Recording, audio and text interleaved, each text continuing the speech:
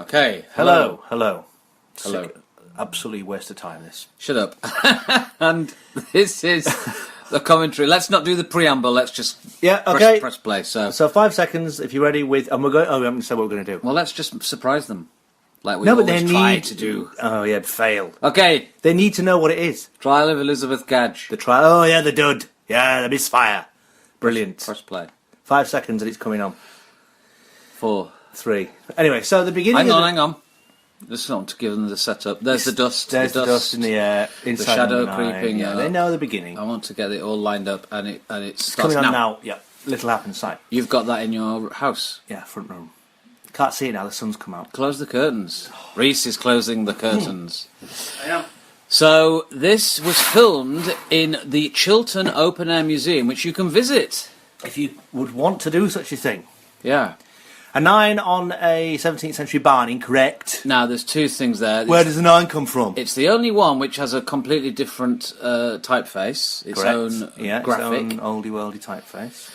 And the 9, you would not have a 9 on a barn, would you? No. We said perhaps like a bent wrought iron thing that you could decide was a 9 if you had people out there. Could you believe that such people exist that would be bothered by such a thing? But... we think about these people, don't we? Yes.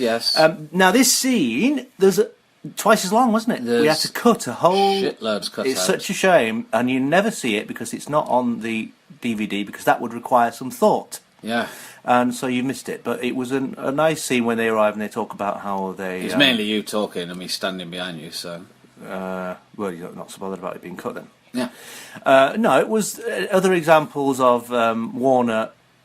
being very funny, and we were just... He was frightened that he'd perhaps encountered a devil, and he was wondering if it was a step. Yes. He'd fallen on a step, and he thought, could the step be a devil? Or a tree. All hunched down, he said. It was just funny, but it was cut.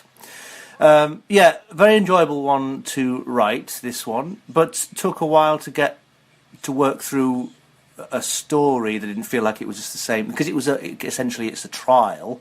You are in the court... and you've got to kind of have that sense of new information coming every few witnesses. Yes, that was the sort thing of to thing. shape it. Yeah. But a lovely. Didn't you take a lot of the dialogue from actual witch trials? Yeah, well, I mean, a lot of a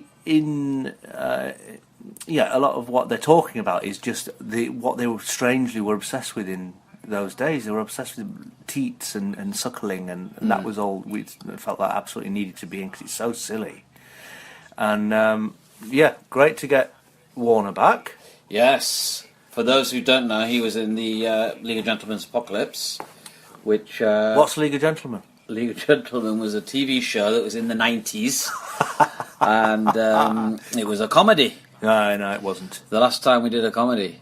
Yeah. And we did a film of it, and David Warner came and played a part. So when we had this character, we just thought David has that twinkliness, he has that sort of slightly camp arch delivery, but he's got the gravitas as well. So ticked every box for us. Yeah, it was lovely to get him back. And now this was one of the best gags, wasn't it? The sort funny. of the period selfie. Yeah, that was great. Paul Kay in the back, he was great, and a very different.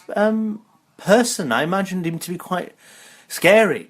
Did you? Yeah, and I'd never met him before, but he was an absolutely gentle, lovely man. I didn't know what to expect, but I think maybe because of Dennis Pennis, you think he's quite hard and frightening. Yeah, he has done that thing, and I think we try to do this is keep your own sort of personality and away, so you're just playing characters. You're not known. He isn't known. You don't see him on panel shows, and he's an actor. Yeah. He's a proper bona fide actor, and he's in Game of Thrones now. Is he? Yeah. Everybody is. Everybody is. Are you?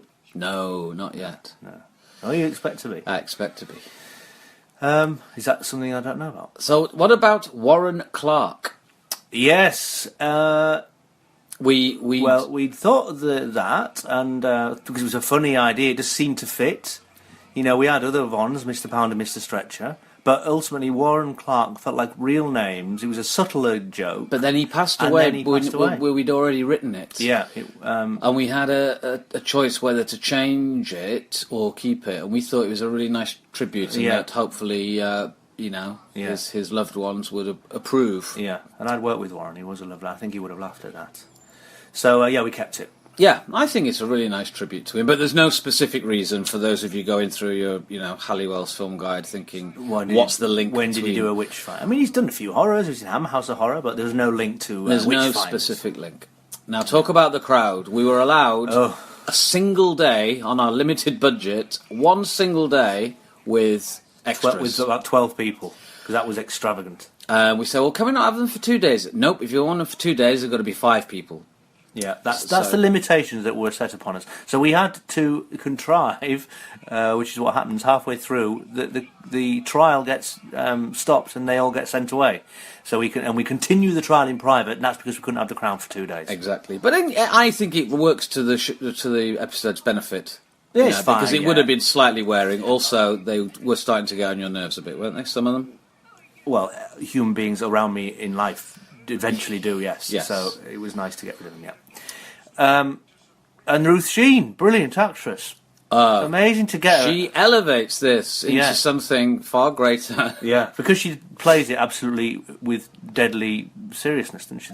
She's not half playing it for humour. It's like she's been dragged out of bed and is accused of being a witch. Yes, she definitely brings the sort of gravitas, and then you've got the great comic coupling there of the brilliant Jim Howick and Sinead Matthews. Yeah, who are very funny. But I mean, it was funny because when Jim got the part, he said, "Can I talk to you about it?" And I said, "Yeah." And he rang me up and he was asking about the fact that ultimately this episode, and if you've not watched it, then what are you even doing listening to this?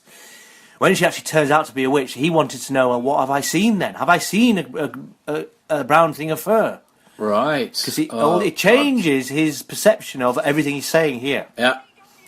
So how did you answer that? I said, well, you believe that I said, you're convincing yourself that she is a beast and a witch, but you don't really think she is. You do think that it's just...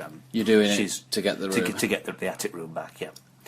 So there was... But I guess there's a sort of modicum of truth in that, is to, these witch trials in the first place must have been based on some hunch or some... people had no actual proof because there's no such thing as witches. Well, you say that. But yes, absolutely. So but they must have based their accusations on some... I know, yeah, well, it'll have been some grudge or just getting someone back. It's easy to do, isn't it? Easy to do. So the Nutters, obviously there's the Pendle witch trials, and Alice Nutter, who you may think starts and ends with Chumbawamba. No, Alice Nutter was one of the accused in the Pendle witch trials, and that's where we got the surname Nutter from. Yeah. Well, we toyed with the idea because we thought, is it such a base of comedic sounding surname? But it's truth. Yeah, and it's truth. It's a nod to real witch because trials. we hadn't really, we made a mistake in the first draft of calling them the Gadges. Yes. And of course, it's only her that's the Gadge. Yeah, because she's the daughter. The daughter. And she's married a nutter. Yeah, quite literally. But yeah, crowd scenes are always hard to do when you're trying to get them to react in the right places. It's a whole other level, isn't it, of response, when you get it...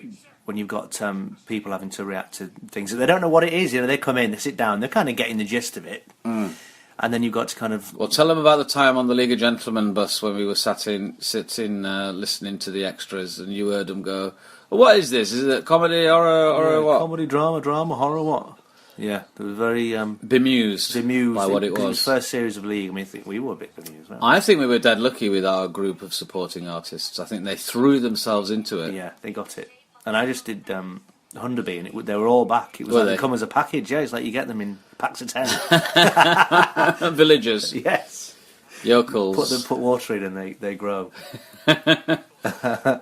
Yeah. So it was an enjoyable episode to do. The idea of a historical one in the midst of the number 9s was a nice idea to completely show you that you can go anywhere and do anything.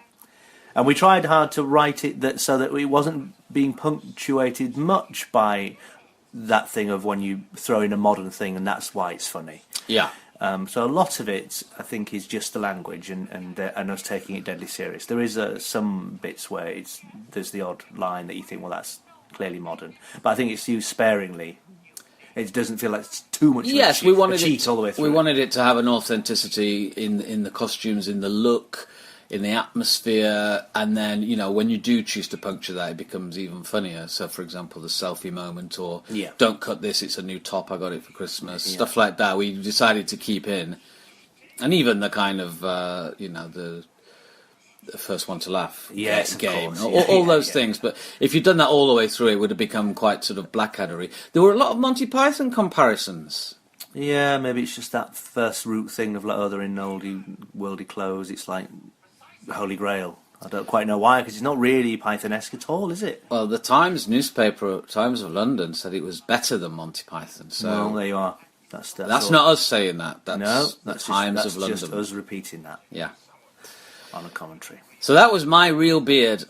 Yeah, it was a good one. Not my real hair.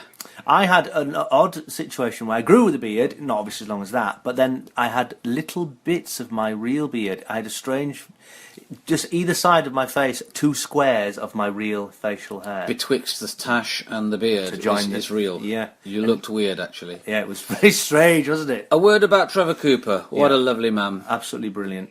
Amazing performance in this. You'd have seen him in various things over the years, and he was someone you really want. He's a good company man, isn't he? He just never, you know, he was in a lot of the time sitting around not doing much, but he was a real and just delivered bang every time. Absolutely really got it, which is great. Right from the read through, I thought, oh yeah, he knows what he's doing. No, we loved him. Yeah, it was great to have him. And when because he was with the crowd a lot, so he could almost control. Yes. When he was like conducting them almost, so when we wanted people to shout, he would lead it, and when we wanted them to shut up, he would lead that as well. Yes, so, yeah. He gave it. Yeah, he did. He but also his testimony about the baby's face and the. But that isn't that taken from a real. I transcript? think well, not about 10:11, whatever. 11. No, that was.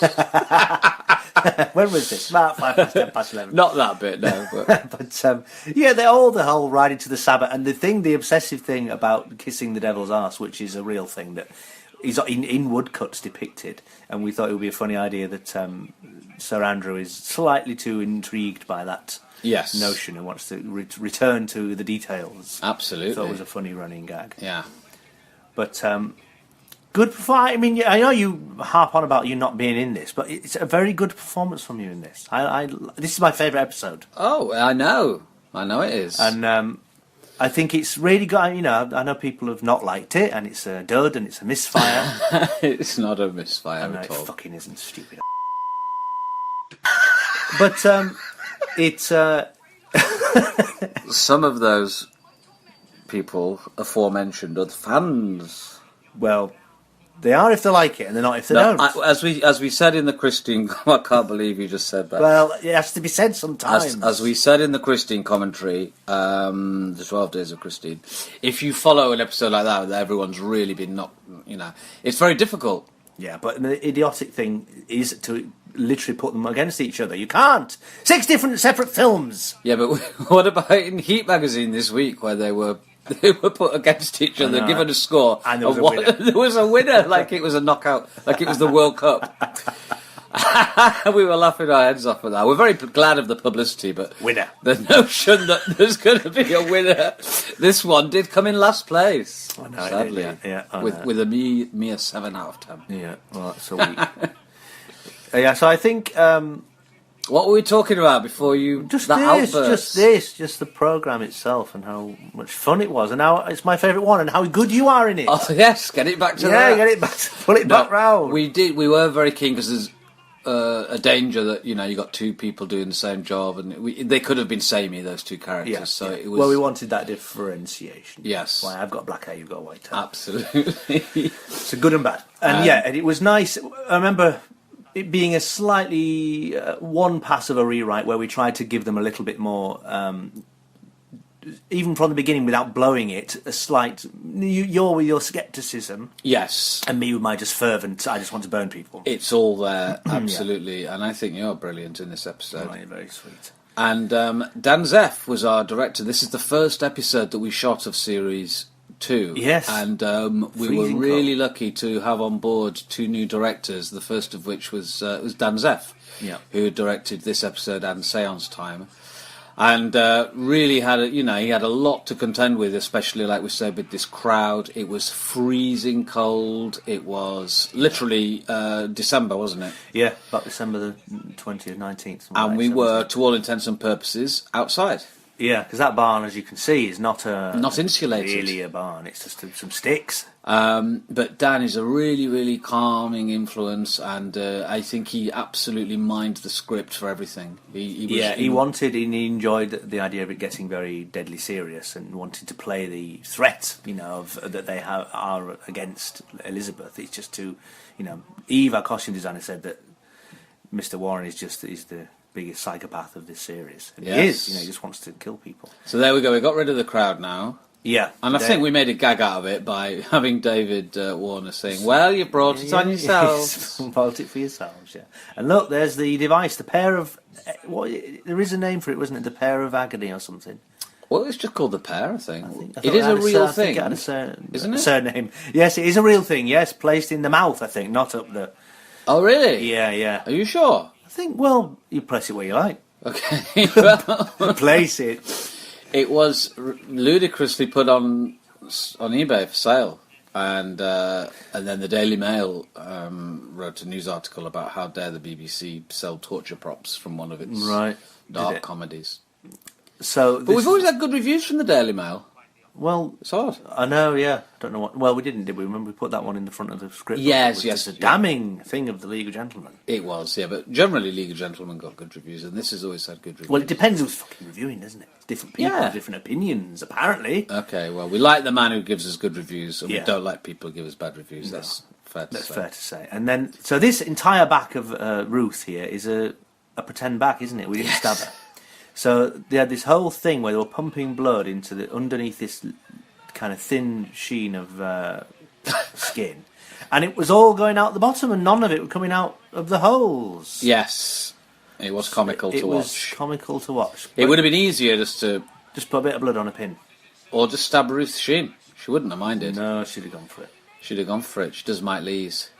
Yeah, she's so brilliant. Now you can see Jim looks troubled here. He's thinking out this has gone too far now, which is what I presume a lot of people did start to think in those days. In them days, and they, people talk about the Crucible. I mean, it's only because of the subject matter. Ooh, that's horrible. That one wasn't quite Crucible, was it? We do a little bit of a cheat by using Goody.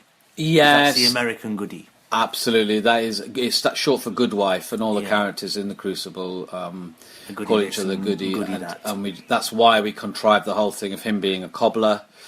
Being Richard Two Shoes, so that you can have this groan-worthy pun, which is coming up. Call forth Goody Two Shoes. Yeah. So yeah, we did nick that. That's it's just kind of not accurate, isn't it? Because it's there we go. English wouldn't have had Goody, but yes. Also, isn't there a thing that was talked about that in England they never burned witches; they hanged them. Yeah, but that's not true though. Really? Yeah, no, that's not true. They did both. Okay. Yeah, they did do both. Now, eagle-eyed viewers may spot that Goody Two Shoes on the left there was also in Psychoville. Yeah, as Joanne Dunderdale. Joanne Dunderdale, who was the understudy for Daisy Haggard in Snow White. So you'll see that same face. Go back and look at your Psychoville DVDs. And it's the similar performance. It is similar, but the same kind of grudging, kind of harumphingness. Gives good value for money. Yeah.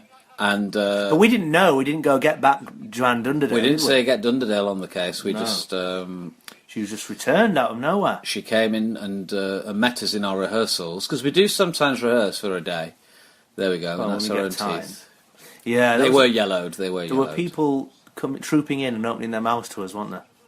Yeah, and showing us their mouths painted teeth. Yeah, and we had to choose.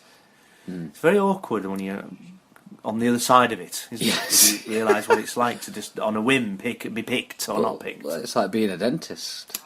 Well, that was. But for all the wrong reasons. But, we chose her. I think her name was Lorraine. Well, I could be wrong. But anyway, she had the best performance all round. Yes, yeah, it was good. And in the edit, it looks great. What about your voice? Were you channeling any particular person, or was there a... Not really. I mean, it wasn't... It's more like Olivier than anything, isn't it? It does have that quality. Slightly high. Dan Zeff would tell me to bring it back a little bit. Rein you in a bit. Yeah, so maybe that was good because you want it to be not silly. No, this scene was cut down as well, wasn't it? Yeah, it was. This was twice as long, was it? Yeah, there was a bit. Oh, yes, there was. There was the whole thing about the torture. Yeah. Remember the whole thing? What possible reason can you? The 5 steps. Yeah. Occasional torture. What was it? Preparatory torture, occasional torture, additional torture, extra additional. Yeah, it was a big long list of the different types of torture, and then they said what possible reason could you have to question the fairness of our work? That was the end gag of that list. Yeah. But quite a serious moment where you get to see their rift beginning to be much bigger. It is, yeah. It's the sort of. I mean, we undercut it with this line here with the. Oh yes, Sucker Man to Completion, which is from Jeremy Dyson. Yeah. I don't know why I think of Jeremy when I think of sucking to completion. To completion. It's in a brown coat. Yes. Kept a mouse in a bottle and sucked to completion a man in a brown coat. Very funny. Yeah, but again, we've got to take it seriously. Yes, yeah, no, it is. But there's the threat from Mr. Warren that if he goes too far, he could find himself accused. Yeah. Well, this is where Clark is making up his mind that he can't, that Warren really is dangerous. Yeah.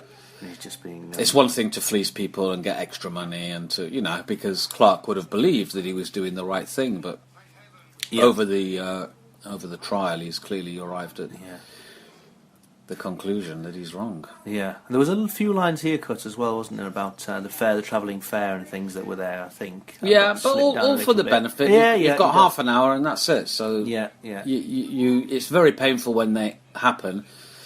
Very often with these things, if you don't get too involved with the edit and they send you the half-hour version, you don't notice that these things are gone. It's only when you're sitting in the room when the decision's made that you really feel the pain of it. Absolutely. Sometimes, and then you'll say afterwards, "Oh, did you not miss the so-and-so scene?" You go, "Oh my God, I forgot about that."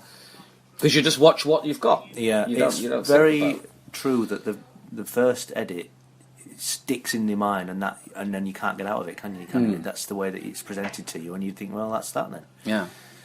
So here we have cheese sprinkle, and this was a new addition, wasn't it? The notion that he is actually contriving the final nail in our coffin. Yeah, he knows full well what's going to happen now, and I think because what was the original ending? It was something to do with. Well, it was that slowly but surely everybody that had gone on trial.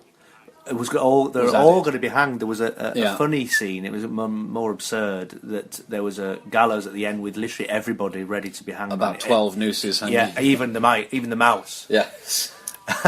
And the dog Rory. And the dog Rory even, because he was mentioned, the next door spaniel called Rory. So but then it was like, how are we going to do this hanging? Is it possible? And we got rid of it. And this is probably, this is a really expensive episode, given all the extras, the costumes, the set. We should mention Simon Rogers, who did the set design. Yes, it was great. Apparently this set, I didn't know because I don't watch it, was used in Doctor Who. Oh, okay. Yeah. Well, like I say, it's in the Chiltern Open Air Museum. And it's a series of barns. Probably used a lot for Horrible Histories. On the day, it was, because Jim knew it very well. Yeah. And on the day, there was also another film crew who were doing a Lord Baden-Powell sketch, and they were from Drunk History, which is a thing where... have you heard of this? A comedian gets drunk. Yeah, we were asked to do it. Gets drunk, tells a story, and then other actors act out his drunken ramblings. You would not think that could make exist. A programme, but it did. It's very popular, apparently. Yeah. Anyway, they were filming just next door, and we kept having to wait while. And in fact, Luke Pascalino was there, wasn't he? That's right, in shorts, dressed up as a Cub Scout. Being in our in Sardines. Yeah. He didn't come over though, did he? I just heard he was there. Yeah. Arrogant. Yeah. Possibly. No. Or maybe we were the arrogant ones. No. Well, as if. Well, we were busy. Humble. Look at Ruth. I know, it's good, isn't it? I wanted to pull back on her, how much she'd been beaten. I know you did. But it was getting a bit nil by mouth. I wanted to go further. You wanted to go further, but I think we reached... Oh, that's a good moment of acting. Thank you. That's not about me. Right. He hadn't even been on you. You just knew what you were doing. Had it been on me... Had it been on me, you would have seen some really good acting. So yes, setting up the bag going on the head now, so that when she's seen in the corner in the next scene, you might not think, oh, that's not her now. We knew but being full a well, number 9, we knew full well. People would go, oh well, that's But you might not know who it was. No, hopefully not. And in fact, when we screened this at the British Film Institute, There was a gasp. There was a huge gasp. Yeah, and in fact, it got laughs all the way through it. So fuck off, whoever you are. It did. Look, we've had this time and time again. Look, you cannot call the fans. I didn't. You did. The ones I'm referring to with that word are not, in my eyes, fans. Right, so it was pouring down with rain this night, wasn't it? We had to ADR it all again. This whole scene is ADR. What does ADR stand for, Steve? Additional dialogue recording, is it? Yeah. And apparently, Lord of the Rings, it's holding like that. Is it? Yeah, he doesn't even get the sound on the day, which I find extraordinary because it's hard ADR to come back in and just. Well, some actors love it. Yeah. Some actors. Those actors that don't know the lines on the day love it. Because you can come in and create your performance as long as you can lip sync to your own fluffs mouth. Yeah. I don't really like it, but I think I'm decent at it doing it. Yeah, I don't mind it. As long as there's not a lot of it. But can you see the rain in the background? Not really, because it rained on and off, didn't it? Yeah, it was on and off. But there was without the ADI, it really was. You could hear it between takes. Absolutely. We wanted the sense of it being a sort of carnival atmosphere outside, didn't we? Yes, the idea the fair has arrived and they're all enjoying the night before the burning, which is going to be the highlight of the Enterprise. Now, this was the very last thing we shot, isn't it? On the last... yeah. Kind of more or less. It was in order, this story, wasn't it, really? And so you've got me, you've gone, right, now we're not having it anymore. Yeah. Going to have you burned, put you in the thing. It would have been a good twist that it was still Elizabeth Gadge in there, wouldn't it? It would, and she just got burned. Yeah, she just got burned. And that he... Apparently we had so many different endings. Yeah. It's absolute groan that it was that. Oh, she turned out to be a witch. That apparently was the most obvious thing in the world. Right as soon as she appeared on screen. I remember Adam Tandy saying that straight away. Who's our producer, and he said that's going to be the twist, and we put it to the back of our minds. But actually, again, I think it does have it's the shock moment of breaking Clark's neck. Yeah, exactly. It's not so much that she turns out to be a witch. It's just how it's done. I think is really. I think that's really effective. And then, what about the turning into a bird? Yeah, I mean, that was, there was Dan brought all that, didn't he? Because he thought, is there a possibility of some big effect at the end? Flourish at the end, because it ended with just her walking out, and he thought it would have been a bit of a damp squib, and he's absolutely right. Well, we wrote that, knowing it would be impossible and there'd be no money to do it, that she sort of floats off and vanishes and maybe done with shadows, but we didn't know how we would achieve it. Yeah. And he said, no, let's do this thing of a raven. And we were like, well, yeah, good luck. You'll never get that past anybody. But it's done. It's set up. There she is at the beginning that raven lands on the little happen sign. That is Elizabeth Gadge. That is, yes. And the whole thing's a flashback, you could argue. Yeah. But that raven was so well trained. I've never seen an animal as well trained. So intelligent. It was frightening. It did exactly what it was told each time. Yeah. It was just... I've never known when they get animal handlers in and they say, oh yeah, he'll do that, he'll do that. They never will ever do anything. Yeah. Like special effects people. Yeah, but that actually does work. Don't be mean against whole departments. Well, says you. Mean about the humanity. Well. Anyway, here we go. Look, putting hands on the neck, all prepared. Yeah, she wants to suck him a little. But then... He should have just taken her up on the offer. I know. At least he would have gone off with a smile on his face. Didn't we have a thing where she was going to bite it off? Well, we talked about it. Dead. And then... look at that evil snowflake... That mouse was good, wasn't it, as well? The way they get mice to do whatever you want is they hold them down and they kind of press them against the floor, leaving a trail of themselves. And then the mouse runs back over its own trail. They wipe it. They wipe it along the floor in the position, in the shape, and it follows its own. And it follows the shape back. Yeah, it was funny to watch. Yeah, wiping it. So there we are. That's gone quickly. Brilliant cast. Yeah, it was an enjoyable one, that, and I don't care what people think. It was the first one we did, and the only period one we've done. Might we do another? Another period one? Yeah. Yeah. If it's not deemed a dud. Let's have a go. Okay, well, we're going to do another one immediately. Yeah, okay. No, actually, I'm not bothered. No. Thank you. Goodbye.